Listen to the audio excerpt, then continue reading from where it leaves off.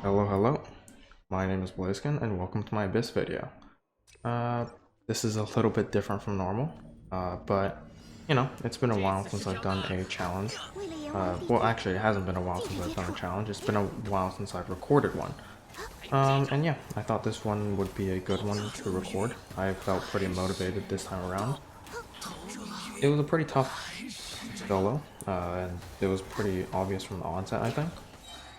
It was different from how I thought it would be, but it was still tough nonetheless. Unfortunately, I think a lot of the difficulty is RNG this time around, so definitely really frustrating. But yeah, I mean, it was still tough. Really, took a very long time for me to get the solo. Yeah.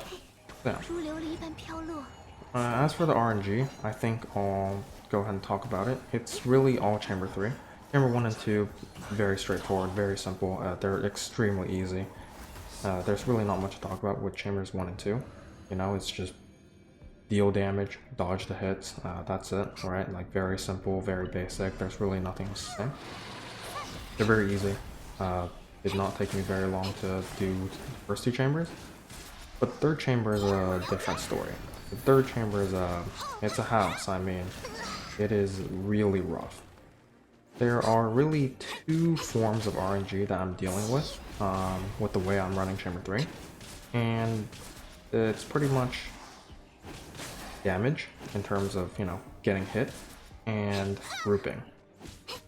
So, first thing, getting hit is, it's much more bearable in terms of RNG, because generally speaking, it's somewhat hard to die from getting hit, but the chip damage can add up. So basically, the problem that you encounter is the sentinels on the first half and the first wave of the second half.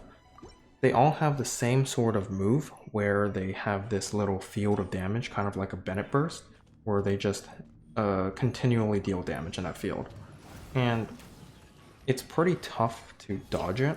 The way you would dodge it is, the way the field works is it places itself in front of you where you're looking. So what you can do is you can, you know, look one direction, and then right as it places, you would just sprint the other direction. Way easier said than done, of course. And it's super inconsistent, it's all over the place, and like, especially when you're focusing on trying to actually deal damage, it's really rough. It took me like 2+ hours to beat Chamber 3, 9 stars. You know, like 80, 100 runs, somewhere around there. And out of all of those runs, there were like 3 runs where I didn't take damage. And those were pretty early on, and what I realized was that if I'm focusing too much on dodging like that, I am running out of time, so I decided not to do it. If you can dodge it without, you know, having a huge DPS loss, great. But it's really hard to do. You have to be paying attention to, you know, the attack animations of every single one of the sentinels. You know, they're all over the place. It gets really hard. So it's really unrealistic to dodge it. And because of that, every single time they do one of those moves, you can kind of just take some chip damage, right? Sometimes, you know, if you're lucky, they'll be aggroed onto your flower, and that'll, you know, just allow you to not take damage from that. But sometimes your flower is not up, and they will just go ahead and target you. And sometimes the flower is too far away. But yeah, basically every single time that happens, you take a little bit of chip damage, and if it adds up too much, you'll die. And the other problem is that when you get chipped like that, sometimes it can just knock you out of your charge shot animation for Ganyu in particular, and that's just DPS loss.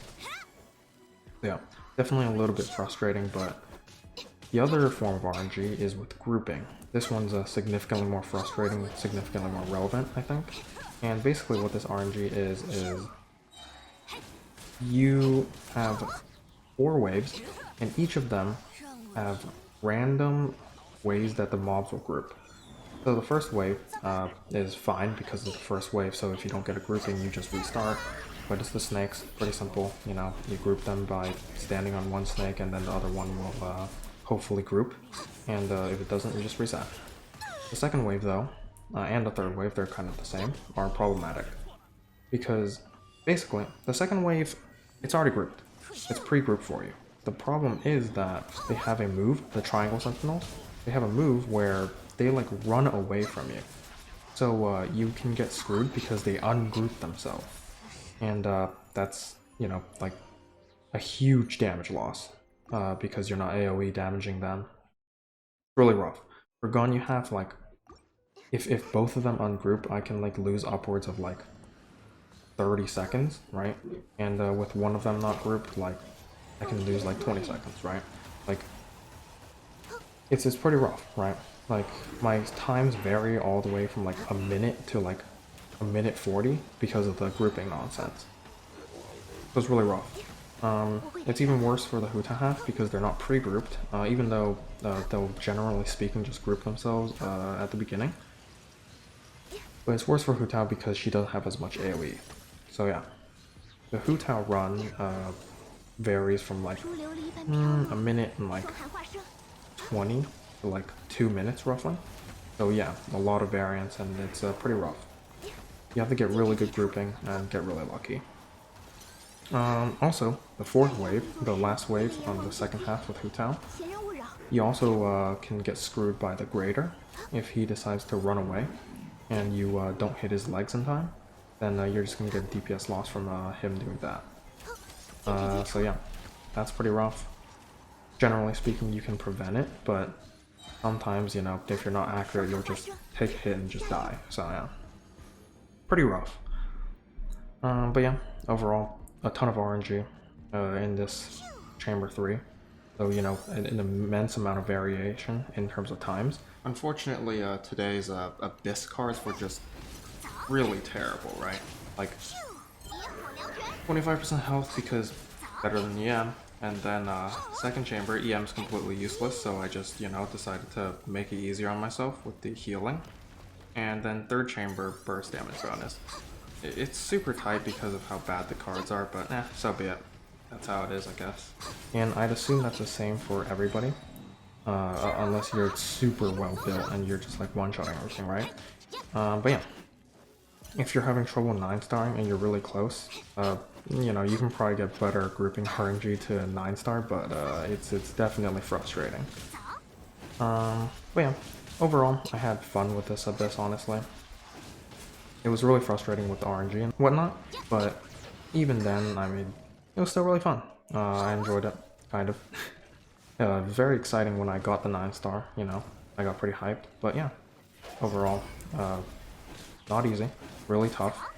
If you're having trouble, you know, grouping RNG might save you, but it's definitely not easy, and it's really frustrating for sure.